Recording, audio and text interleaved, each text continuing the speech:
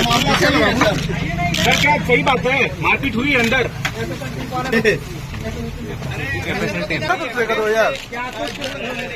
पूरा शर्ट जा रहा है लोग।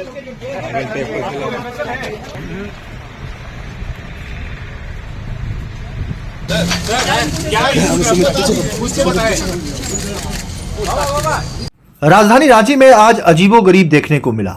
जहां अब तक ईडी द्वारा जांच और छापेमारी की जा रही थी, वहां आज उल्टा हो गया।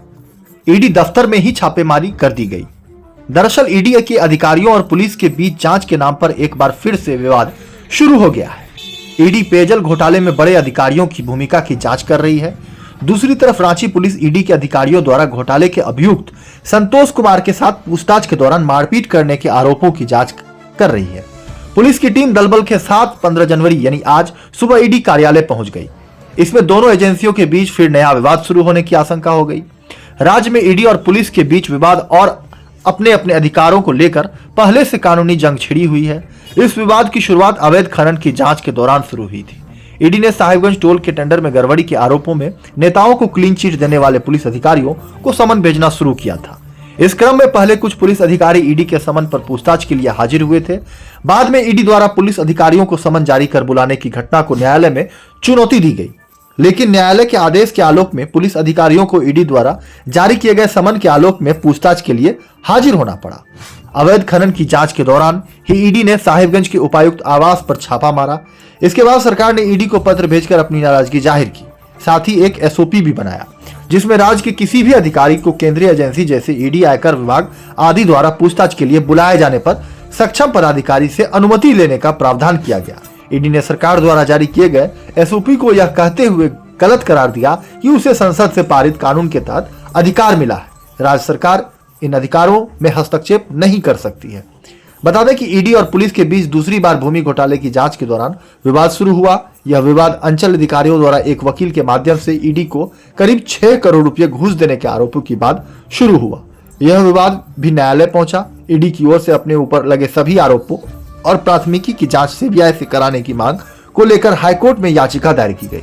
इस मामले में कई दौर की सुनवाई हो चुकी है, लेकिन न्यायालय ने ईडी की याचिका पर अब तक कोई फैसला नहीं सुनाया है।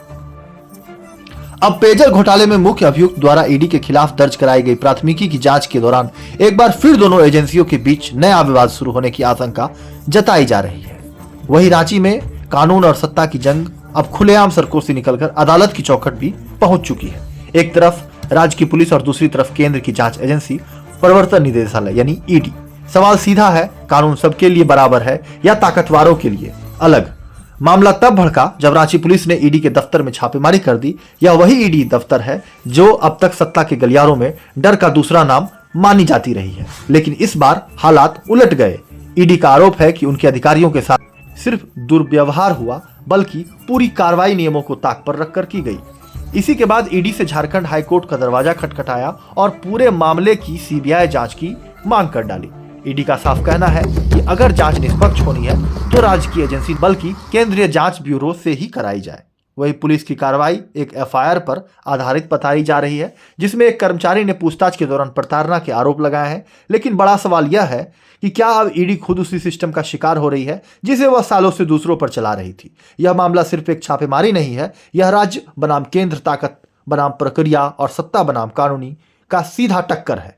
अब नजरें अदालत पर है। देखना यह होगा कि न्याय कानून के साथ खड़ा होता है या ताकत के साथ।